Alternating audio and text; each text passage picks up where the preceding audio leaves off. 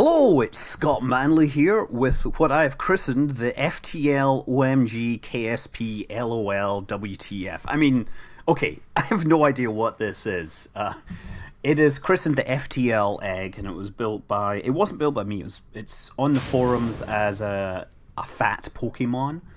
But yeah, there's this structure that consists of a bunch of struts, girders, latticed all together. There's some like 270 odd parts in this really tiny thing, and you see it kind of rolls around very slowly, and in the middle there is a ladder. Now, if you put a Kerbal in there and jump at the right time, it takes off like a shot. It's not quite FTL unless FTL stands for forget the logic.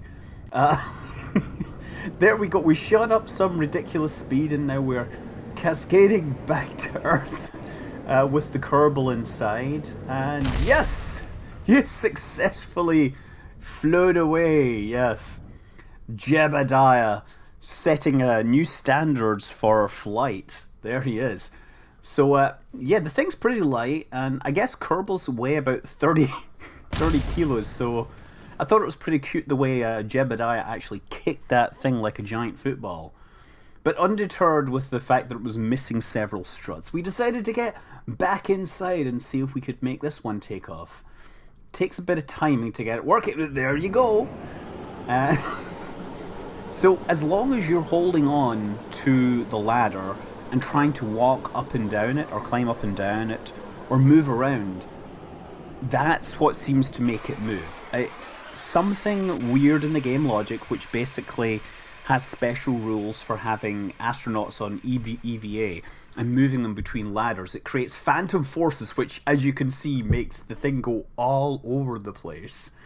And then sometimes, yeah, you get kicked out and end up just basically flying through space as the object gets kicked off at some other direction at some ridiculous velocity. Obviously, this is a dangerous situation, and well, we'll just leave this one here because he is not gonna get out of this one so easily. But he is Jebediah. Never give up hope, huh?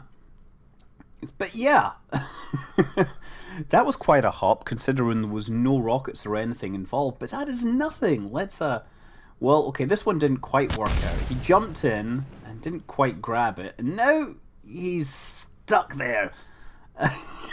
He can't seem to get out. I honestly have no idea what exactly is causing this, but I think it's such a hilarious bug that I had to feature it. Especially when Jebediah's helmet get wedged into this object.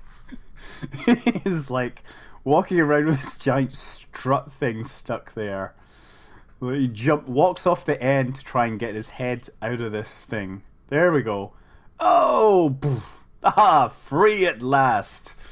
Now to try to get back inside this thing and go for another jaunt around weird improbability drive, space-time or something. I don't know, it makes me think of the transport device from the Contact, which is like the spinny rings from the movie, or the book, obviously.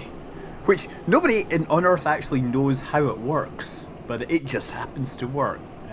It makes me think of the same thing. I imagine we could make up some story about exotic matter, warping space-time. And it kind of looks like it's pedal-powered there. You see how he's trying to climb the ladder to make it move up? That does in fact work, but it looks like he's pedaling there. So not only have we invented this bizarre form of flight, which is totally uncontrollable, but it also looks like it's pedal powered, which is so Kerbal. Did you know that for a while it was something of a fashion in the early days of aviation to put wings on your bike and see how far you could hop? True story. Seriously, it was a French thing. Apparently it was a French thing. I mean, they obviously didn't invent the plane, so they had to invent the flying bicycle or something. It was very interesting photos, nonetheless. I'm gonna have to take a look at some of those. Show some of those one of these days. But yeah, you see, he's still moving around, trying to get some height, falling back towards the Earth, but nope, coming back up again. Really, it has almost no logic, but I found that if one direction isn't working, push another direction and see if that helps you. get a little higher, and now I think I found the magic point, and I go flying off. So we'll just time accelerate. There we go. Oh, got kicked out. We're on an escape trajectory, but we kicked out at about 100 meters per second. But that's okay, because we have RCS on our EVA suit. We can get back inside this thing. So let's again, we're gonna just time accelerate our way back. Sometimes you get kicked out at 100 meters per second, but sometimes you get kicked out at 3 or 4 kilometers per second. Just bringing this back in very carefully. Loads again. Of course, it won't be spinning anymore because as the model is unloaded, it loses the rotation, and so the rotation won't be there when I finally get back in. There we go. Looking good, looking just as space-worthy as it was when I left her. Now let's turn on the light so we can see what it looks like. Damage doesn't look so bad from this side, huh? Of course, it's the other side that get messed up by, by just randomness, really. But yeah, this is a very hard to control bug. The RCS bug was genuinely, it could be exploited in all sorts of fascinating ways. And okay, they fixed it, but I'm not necessarily happy with the way they fixed it, because it actually made flying something docking a little harder for a lot of people. Because one of the things with the RCS fix, or the RCS behavior, was that it meant that translations were less likely to induce rotation. And the current fix for the RCS bug that I highlighted in a previous video has basically made docking a little bit harder. That's just the nature of things, and I'm sure they'll fix this in future versions. I'm not sure what they'll do with this, because to be honest, it's just bizarre.